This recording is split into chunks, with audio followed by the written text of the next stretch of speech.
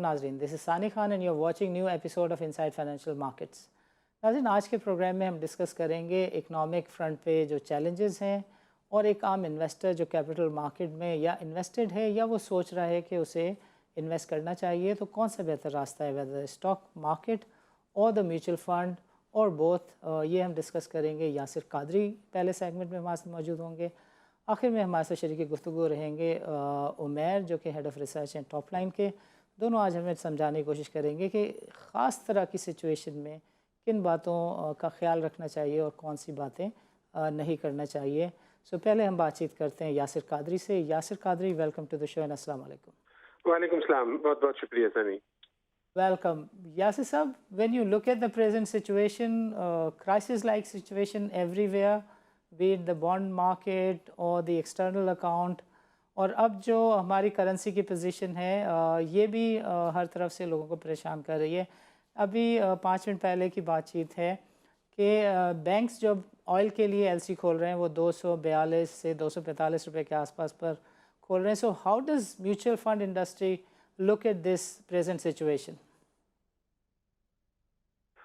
देखिए सानी, जैसे आपके इल्म में है कि म्यूचुअल फंड्स डायरेक्टली फॉरेक्स में तो काम नहीं करते, तो इसका कोई डायरेक्ट इम्पैक्ट तो सच नहीं है, लेकिन ये ज़रूर है कि हमारी आउटलुक चेंज होती है। लोगों के लिए हमारे इंटरेस्ट रेट्स पे लगता है कि प्रेशर आगे कहीं डेवलप ना हो जाए। ये इन्फ्लेशनरी है, जाहिर है, सबके इल्म में है कि जब रुपये कमज़ोर होता है तो उसके इन्फ्लेशनरी इम्पैक्ट्स होते हैं, और अभी तो ये पिछले चंद दिन में 3-4 रोज में काफ़ी ज़्यादा हो गया है। ज़्यादा इन्फ्लेशनरी होते हैं तो मॉनेटरी पॉलिसी के इम्पैक्ट्स हैं। मॉनेटरी पॉलिसी अगर ये सेटल इन हो गया ये ट्रेंड, तो फिर जाहिर है लोग सोचते हैं कि अगर मॉनेटरी पॉलिसी बढ़ेगी तो रिस्क फ्री रेट्स बढ़ जाएंगे। रिस्क फ्री रेट्स बढ़ जाएंगे तो क्या इक्विटी वैल्यूएशंस को दोबारा से रिकंसिडर करना चाहिए। तो उस हवाले से हैं थोड़े टफ टाइम्स है, चैलेंजिंग टाइम्स है, और बिल्कुल ज़रा केयरफुली चलना चाहिए हमें। ये ज़रूर मैं कहूँगा कि शायद थोड़ा कल हमारे फाइनेंस मिनिस्टर साहब ने भी और लोग भी कह रहे हैं कि ये कुछ इसमें प्रेशर है, कुछ पेमेंट्स वगैरह हैं, लेकिन ऐसी कोई अब नॉर्मलिटी नहीं है।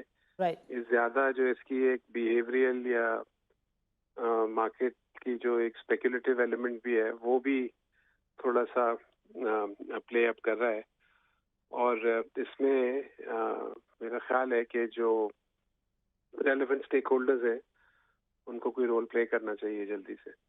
बिल्कुल सही। सो यासिर साहब, जैसे आपने फरमाया, it's a very complex scenario.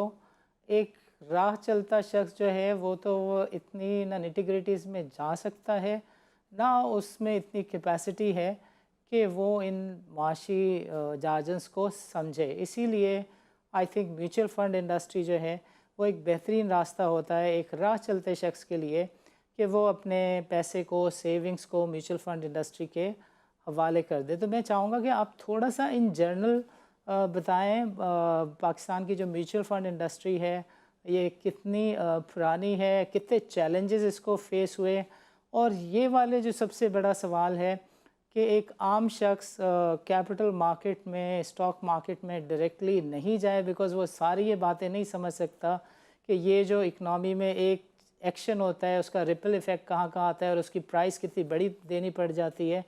सो एक आम शख्स को म्यूचुअल फंड इंडस्ट्री अपनी तरफ अट्रैक्ट करने में कितनी कामयाब रही है, and what is the history of mutual fund industry in Pakistan? History हमारी पाकिस्तान में वैसे तो बहुत पुरानी है।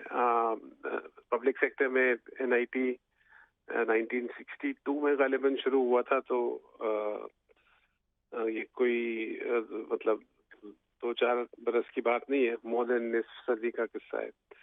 लेकिन प्राइवेट सेक्टर में भी अब तकरीबन 22-23 साल हो गए ये इवॉल्व होते हुए इंडस्ट्री को, जहाँ पे ओपन एंड फंड्स आए और पब्लिक को ऑफर किए, मुख्तलिफ किस्म के चैलेंजेस से भी गुजरे हैं। آپ کے علم میں ہے کہ پاکستان کا سیونگز ریٹ جو ہے وہ کوئی بہت ہیلدی نہیں ہے، تو وہ اطراف میں جو ہمارے ملک ہیں ان کے مقابلے میں بھی، مگر اس کے باوجود میوچل فنڈ انڈسٹری نے گرو کیا ہے مختلف وقتوں میں، کبھی ایکویٹیز میں، کبھی فکسڈ انکم سائٹ پہ، لیکن وہ گروتھ کا جو ایک پیٹرن یا ٹرینڈ ہے وہ نہیں چھوٹا کبھی. بہت چیلنجنگ بھی ہوئے حالات تو بھی نہیں چھوٹا، آج کل بے انتہا چیلنجنگ ہے، لیکن ابھی بھی ہم سمہاؤ اس کو مینیج میرا خیال ہے کر رہے ہیں. اور وہ چیلنجز جو ہیں وہ اپنی جگہ ہیں ضرور، لیکن جو زیادہ ریلیونٹ سوال ہے from business point of view and from an opportunities point of view جو انویسٹرز کو اویلیبل ہیں، وہ ظاہر یہی ہے کہ کیا اپرچونیٹیز ہیں جو آپ کے پاس اویلیبل ہیں. تو اس میں یہ ہائر ریٹ انوائرمنٹ ہے تو بہت سارے لوگ فکسڈ انکم کی طرف رکھتے ہیں رجحان، اور اس میں بہت ہی اچھے ریٹس آج کل اویلیبل ہیں. ایون جو شارٹر اینڈ گورنمنٹ کی ٹریجری بلز وغیرہ ہیں اس میں تو بغیر رسک کے اچھا ایک پریمیم ریٹ مل رہا ہے. اکانومی کے لیے شاید یہ چیز اتنی اچھی نہ ہو، لیکن جو انویسٹر ہے اس کے لیے یہ چیز بری نہیں ہے.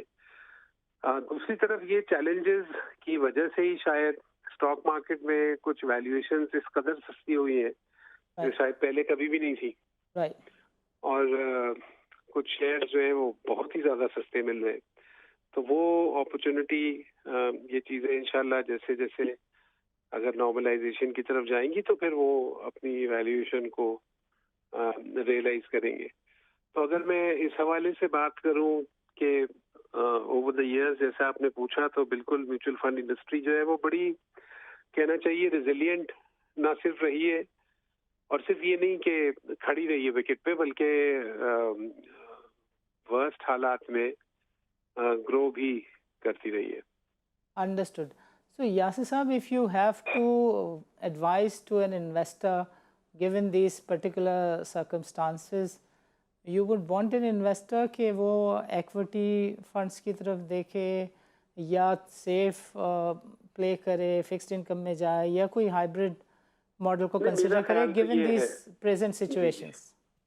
نہیں، میرا تو خیال یہی ہے کہ ظاہر ہے کبھی بھی ایک بڑا لمسم کسی بھی ایک طرف لگانے کی تو ہم مشورہ نہیں دیتے. تو کوئی ایک پورٹ فولیو اپروچ ہونی چاہیے اس وقت، کیونکہ فکسڈ انکم ریٹس وغیرہ اچھے ہیں تو یہ کیا جا سکتا ہے کہ شارٹر ڈیوریشن میں کچھ پیسے منی مارکیٹ فنڈز وغیرہ میں لگائے جائیں.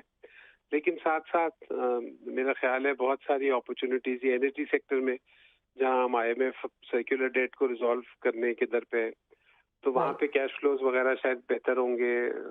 کچھ اسپیشلائزڈ فنڈز ہیں جو وہ اسی نوعیت کا کام کرتے ہیں، تو وہ ایکسپوجر بھی میرا خیال ہے اگنور یا ڈس ریگارڈ نہیں کرنا چاہیے، اور ضرور کچھ پیسے اس میں لگانے چاہیے، کیونکہ اس میں چیلنجز ضرور ہیں، خدشات ضرور ہیں، لیکن اپ سائڈ کی پوٹینشیل جو ہے وہ بہت سبسٹینشیل ہے. رائٹ. یہ فرمائیں کہ یہ جو ایک ٹرینڈ ہے اسلامک فنڈس کا اور شریعہ کمپلائنٹ فنڈس کا، یو تھنک کہ یہ اس میں کوئی مومنٹم آ رہا ہے یا لوگوں کا اس طرف رجحان ہے، یا جو فکس انکم کی پریفرنس ہے اس کی وجہ سے لوگ کنونشنل فنڈس کی طرف ہی زیادہ متوجہ ہو رہے ہیں؟ نہیں، میرا خیال ہے کہ ٹو بی فیئر دونوں طرف کی ایپیٹائٹ ہے، اور عام طور پہ اسلامک سائڈ کے ریٹس تھوڑے سے کم ہوتے ہیں کنونشنل سائڈ سے، تو اس وجہ سے کنونشنل سائڈ کی بھی ایپیٹائٹ ہے، مگر اسلامک کی بھی بہرحال اپنی جگہ پہ ہے. ایز این انڈسٹری اور from a regulatory stand point ہمیں بہت سارا انفراسٹرکچر، میرا خیال فائنینشیل انفراسٹرکچر ڈیولپ کرنا چاہیے کہ جو انیبلنگ انوائرمنٹ پرووائڈ کرے اسلامک انسٹرومنٹس کو اور اسلامک پروڈکٹس کو فلرش ہونے کے لیے. وہاں پہ مجھے لگتا ہے کہ یعنی جو اس کی جو ڈیمانڈ سائڈ ہے from a market point of view, وہاں تو کوئی ایشو نہیں ہے، وہ بہت اچھی اسٹرانگ پائپ لائن ہے اور آگے بھی میرا خیال ہے رہے گی. لیکن اس کی جو سپلائی سائڈ ہے وہاں پہ ہمیشہ گلیچز ہم دیکھتے ہیں کہ آن اینڈ آف آتے ہیں، تو وہ بٹ جب تک یہ اسپیسیفک پروڈکٹس والی سوچ سے نکل کے اور ہم سب سر جوڑ کے بیٹھیں گے نہیں اور یہ نہیں سوچیں گے کہ ایک پورا مکمل ہولسٹک انوائرمنٹ انیبلنگ انوائرمنٹ کیسے کریٹ کیا جائے جہاں پہ اسلامک پروڈکٹس جو ہیں وہ فلرش کر سکیں تو یہ مشکل ہوگا کام. Understood. And do you think کہ کوئی اسٹرکچرل ایشوز بھی ہیں جس کی وجہ سے میوچل فنڈ انڈسٹری کو مسائل کا سامنا ہو؟ مطلب رہتے ہیں چیلنجز، ظاہر ہے ہمیشہ ہی رہتے ہیں، اور لیکن یہ ضرور ایکنالج ہمیں کرنا ہوگا کہ regulators have been very forthcoming, اور یہ جو میوچل فنڈ ایسوسیشن ہے اس کے ساتھ مل کے بہت اچھی طرح سے کلوزلی ریگولیٹرز نے کام کیا ہے، بلکہ ہمیں کنونس کیا ہے کہ ہم سیلف ریگولیٹری آرگنائزیشن کی طرف موو کریں، اور وہ ہمارے ساتھ بہت کلوزلی اور بہت اچھی طریقے سے اس میں کام کر رہے ہیں. اگلے چند دن میں میرا خیال ہے وہ مرحلہ بھی ہم طے کریں گے جہاں پہ کچھ ریگولیٹری فنکشنز جو ہیں وہ ریگولیٹر ہم کو ڈیلیگیٹ کرے گا، جو کہ بہت ہی اچھی اور پازیٹیو میرا خیال بات ہے. تو چیلنجز ہیں، اور یہ ڈائنامک انوائرمنٹس میں چیلنجز ہمیشہ رہیں گے، ریگولیٹری چیلنجز بھی رہیں گے، لیکن میرا خیال ہے ایک اچھی ہیلدی پیس سے ہم ان چیلنجز کو اب اوور کم کر رہے ہیں. انڈرسٹوڈ. یاسر صاحب یہ فرمائیے گا کہ اس فائنانس بل میں ٹیکس کریڈٹس ختم کیے گئے ہیں، اور اس کے اوپر جو تنخواہ دار طبقہ ہے اس نے خاص قسم کے کنسرن ریز کیے ہیں. ایک تو جو ٹیکس کے سلیب ہیں اس کے لیے کہا کہ یہ انفیوریبلی ان کو چینج کیا گیا ہے، پلس ٹیکس کریڈٹ کا جب خاتمہ کیا گیا ہے تو اس کی وجہ سے بھی لوگوں کا یہ ویو ہے کہ ایکچولی ٹیکس ایک تنخواہ دار شخص کے لیے جو ہے وہ ڈبل ہو گیا. سو میوچل فنڈ انڈسٹری نے کوئی اس سلسلے میں کردار ادا کیا ہو یا اس کا کوئی منصوبہ ہو کہ اس چیز کو گورنمنٹ کے ساتھ ریز کریں؟ جی بالکل کیا ہے، اور صحیح بات یہ ہے کہ گورنمنٹ کی طرف سے ہمیں ایک سمپتھیٹک میرا خیال ہے ایٹ ویریس لیولز رویہ نظر بھی آیا ہے. یہ درست ہے کہ ظاہر ہے گورنمنٹ کی مجبوریاں ہیں اور یہ ٹیکس کلیکشن کرنا ہے. ناظرین وقت ہوا چاہتا ہے ایک چھوٹے سے وقفے کا، ملتے ہیں ایک وقفے کے بعد.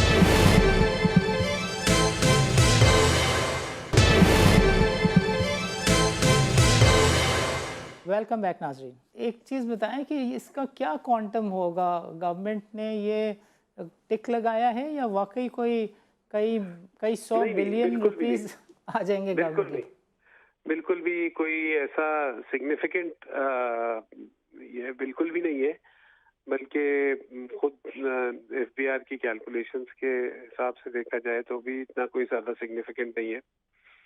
تو یہ سمجھ نہیں آیا، اور خاص طور پہ اس وقت جب آپ ٹیکس ریٹس انکریز کر رہے ہیں تو لوگوں کی جو نیٹ آف ٹیکس انکم ہے ایک طرف وہ کم ہو رہی ہے، اور دوسری طرف یہ بہت ہی معمولی سے جو ٹیکس کریڈٹس ہیں وہ بھی اویلیبل نہیں ہے. ایف بی آر کے لیے وہ معمولی ہے، انڈیویجولس کے لیے وہ سگنیفیکنٹ ہے، اور ظاہر ہے انہیرنٹلی ٹیکس کریڈٹ تو ہے ہی اس کے اوپر اپلیکیبل جو ٹیکس لیتا ہے.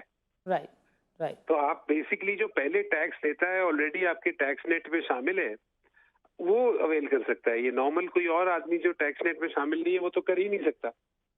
لیکن انفارچونیٹلی اس پہ میرا خیال ہے یہ اس کو ریویو ضرور کرنا چاہیے جب بھی موقع ہو، یعنی ریٹس کو بھی کرنا چاہیے اور ٹیکس کریڈٹ کو بہرحال کرنا چاہیے، کیونکہ بہت انویسٹرز ہمارے جو ہے اس پہ اپنا کنسرن ریز کر رہے ہیں.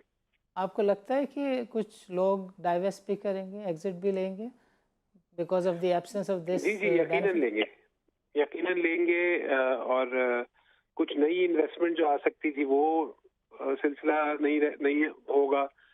اور ایسے ملک میں، ایسے انوائرمنٹ میں جہاں سیونگ ریٹ وغیرہ پہلے ہی کم ہے، اس میں جو ٹولز اس کو فیسیلیٹیٹ کرتے ہیں اس سیونگز کو، وہ ایلیمینیٹ کر دینا جو ہے نا وہ تھوڑا سا میرا خیال ہے اس کو ریویو کرنا چاہیے. اور یہ کوئی ایسی یونیک بات نہیں ہے، بہت سارے ملکوں میں اس قسم کی سہولیات ٹیکس پیئرز کو اویلیبل ہے، تاکہ جو اچھا کلین پیسہ ہے وہ کیپٹل مارکیٹس میں جائے کیونکہ ظاہر ہے ٹیکس پیڈ منی ہے، لیکن وہ میرا خیال ہے شاید جو بڑی پکچر ہے اس کو ذہن میں اس طریقے سے نہیں رکھا گیا، اور وہ ہمیں ایک رستہ تھا جو انفارچونیٹلی بند کر دیا. لیکن لائک اے سیڈ کہ ہوتی رہتی ہیں چیزیں اس قسم کی، ہم انگیج رہتے ہیں اور گورنمنٹ نے ہم کو موقع دیا ہے، سنی بھی ہے ہماری بات، اور کچھ چیزوں پہ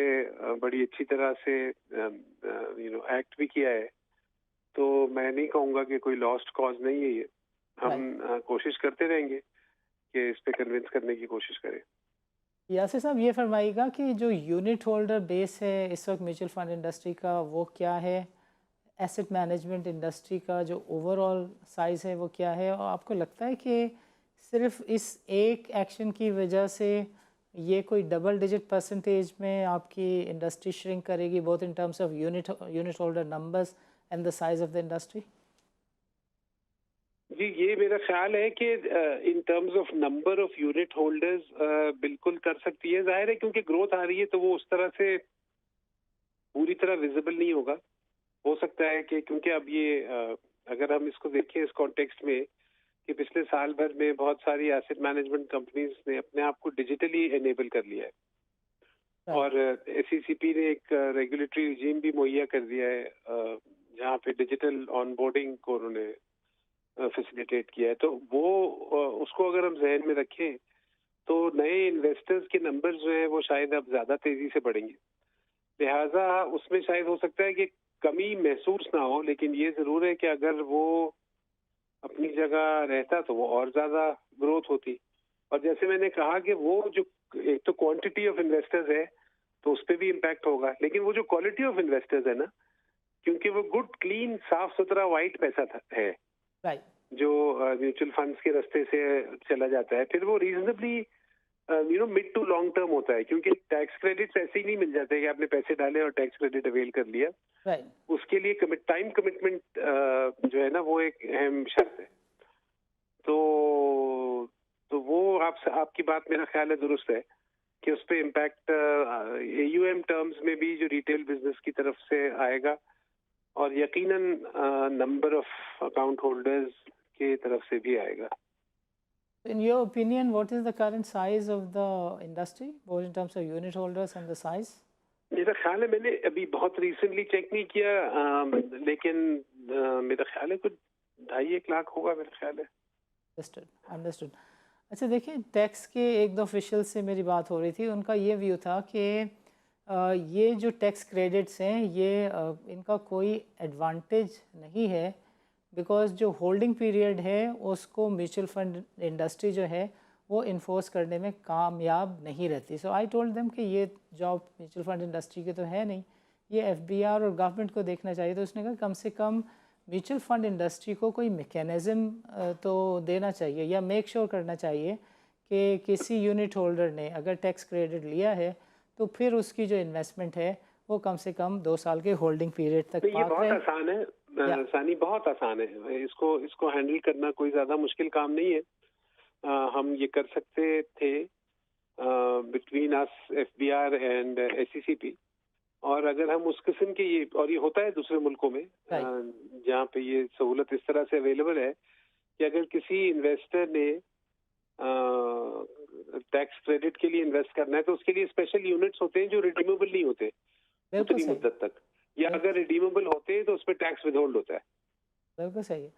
تو اس سے بہت آسانی سے ہو سکتا ہے کہ اگر انویسٹر ہم کو بتائے کہ جی یہ میں ٹیکس کریڈٹ کے لیے کرنا چاہتا ہوں تو ہم اس کو وہ والا یونٹ آفر کر دیں گے جو ٹیکس کریڈٹ یونٹ ہے، نان ریڈیمیبل ہے. جی بالکل، اور اس کا نام رکھ دیں گے اسی اکارڈنگس پہ. تو کیا جا سکتا ہے ایڈمنسٹریٹولی، کوئی بہت اس میں ارتھ شیٹرنگ قسم کے ریگولیٹری چینجز بھی ریکوائرڈ نہیں ہے، نہ انڈسٹری کی سائڈ پہ کوئی بہت زیادہ ایڈمنسٹریٹو چینجز ریکوائرڈ ہیں. کافی سمپل سی چیز ہے، تو یہ بہت آرام سے ہو سکتا ہے اور ٹرائیڈ اینڈ ٹیسٹڈ ہے.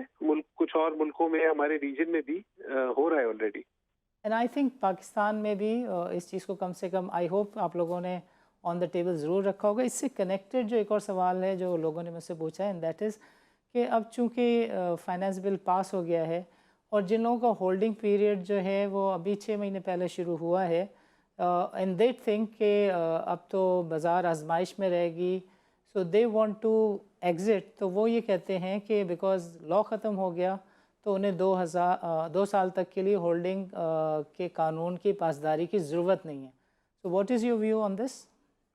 देखिए, थोड़ा टेक्निकल है और ये शायद किसी टैक्स एडवाइजर से बेहतर होगा पूछा जाए, लेकिन मेरा ख्याल ये है कि टैक्स क्रेडिट अगर उन्होंने ऑलरेडी अवेल कर लिया है तो इसका मतलब वो कमिटेड है 2 साल तक रहने को, या तो वो टैक्स वापस 2 साल से पहले निकले और टैक्स दे दें, तो बात समझ में आती है।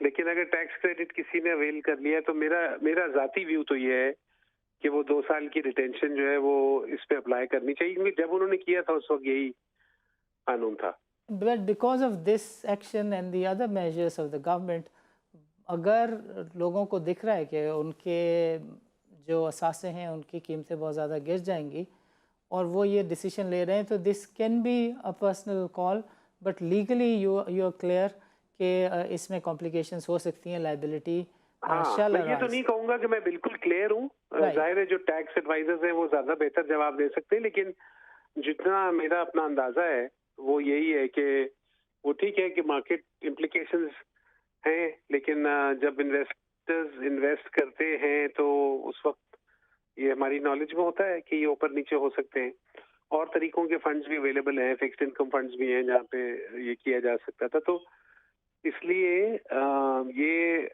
मेरा ख्याल है कि शायद वैलिड ना हो आर्ग्यूमेंट। ये जरूर है कि आगे के लिए हमें जो स्टेक होल्डर्स हैं, पॉलिसी मेकर्स हैं, उनसे ये बात करनी चाहिए कि और मुल्कों में इस तरह भी है कि टैक्स क्रेडिट जो टैक्स क्रेडिट एलिजिबल यूनिट्स हैं उनके बीच में आप चेंज कर सकते हैं, यानी आप रिडीम नहीं कर सकते बट यू कैन लेकिन अपनी एसेट क्लास को चेंज कर सकते हैं।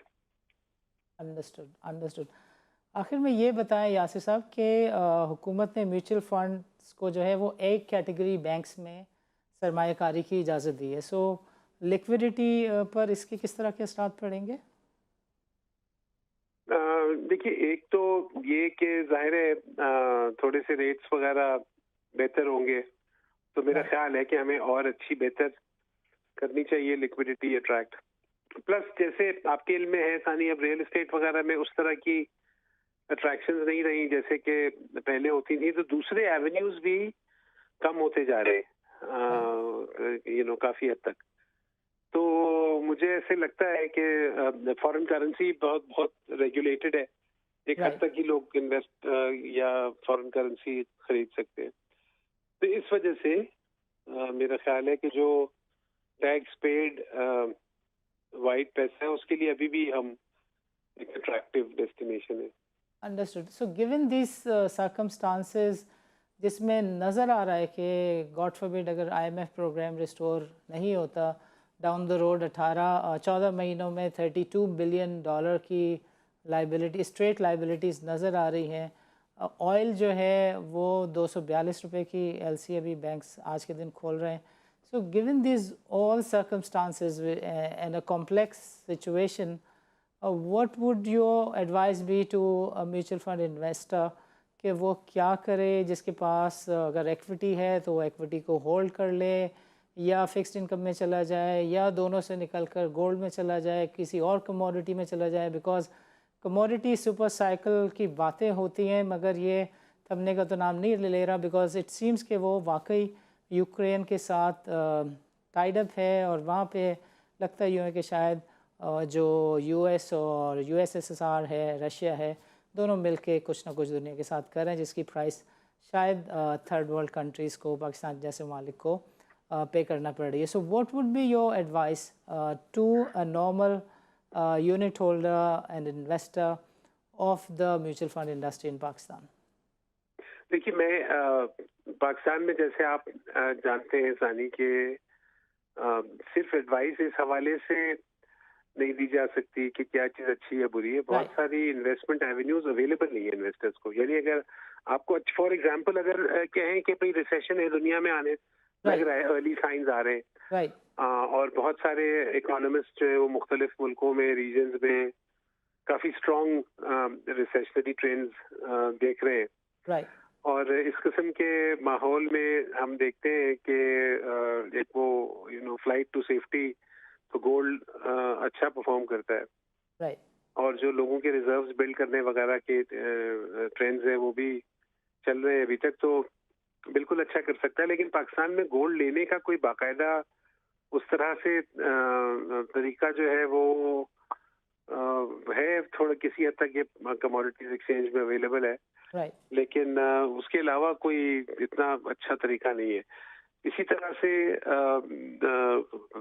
ریٹس ابھی تھوڑی بہت شروع ہو رہی ہیں، لیکن ریئل اسٹیٹ میں اگر ایکسپوجر لینا ہے تو اس کے اپنے رسک ہیں، پھر اس کے اپنے ڈینومینیشن سائزز ہیں، رائٹ تو وہ بھی ایسے نہیں کہ آپ ایپلز ٹو ایپلز کمپیئر کر سکیں. رائٹ تو یہ جو میوچل فنڈز ہیں اس میں آسانی یہ ہے کہ 5,000 والا ہو انویسٹر یا 500 والا ہو یا 5 کروڑ والا ہو، ایک ہی جتنی آسانی سے اس کو اویلیبل ہیں چیزیں. پر پاکستان کی میوچل فنڈ انڈسٹری جو ہے وہ گولڈ یا اجناس کا کوئی فنڈ تو نہیں آفر کر رہی ایز آف ناؤ. ایک آدھ فنڈ کوئی ہے، لیکن میرا خیال ہے وہ بھی شاید پینشن یا یہ والنٹری پینشن اسکیم سائٹ پہ ہیں، باقاعدگی سے کوئی اتنے کموڈیٹی فنڈز نہیں ہیں اویلیبل. وہ ایک ایریا ہے جس پہ میرا خیال ہے کہ کام کرنا چاہیے ریگولیٹرز کو اور اسٹیک ہولڈرز کو. So you see جا سکے. a big crisis ahead because کہا جاتا ہے کہ اگر ورلڈ لیول کرائسس کی بات ہو تو safe haven is gold, regional challenges ہوں تو dollar. So you see a big challenge ahead. جی چیلنج ہے، بالکل ہے، اس میں تو میرا خیال ہے کوئی دو رائے نہیں ہے، اور سبھی دیکھ رہے ہیں کہ وہ چیلنجز ہیں. لیکن ساتھ ساتھ دیکھیے ہمارا جو بنیادی ایک اکنامک اسٹرکچر ہے ثانی، وہ ایسا ہے کہ اگر ابھی آپ دیکھیں جہاں پہ ہم بات کرتے ہیں ریسیشنری ٹرینڈز وغیرہ کی، کچھ کموڈیٹی پرائسز کافی سگنیفیکنٹلی کم ہو گئی ہیں آلریڈی. انرجی سائڈ پہ ہمیں اتنا زیادہ وہ امپیکٹ نظر نہیں آ رہا ہے، لیکن ہو سکتا ہے کہ آئے، اور اگر وہ جلدی نظر آئے گا، یعنی اگر یہاں سے $20-25-30 آئل کم ہو گیا تو ایک بہت بڑا سبسٹینشیل امپیکٹ ہے اس کا ہمارے اوپر. اور پتہ لگے گا کہ آپ کے پورا جو ٹریڈ بل ہے اس میں $6-8 ارب کا فرق پڑ گیا. تو اتنے ہی فرق سے ہماری چیزیں سیدھی بھی ہونی شروع ہو جاتی ہیں فوراً. بالکل، we are a small economy, اور ہماری بیوٹی یہی ہے کہ $8-10 ارب سے ہماری معیشت کا پہیہ ایک دم چل جاتا ہے. یاسر صاحب، آپ کا پروگرام کے لیے وقت نکالنے کا بہت بہت شکریہ.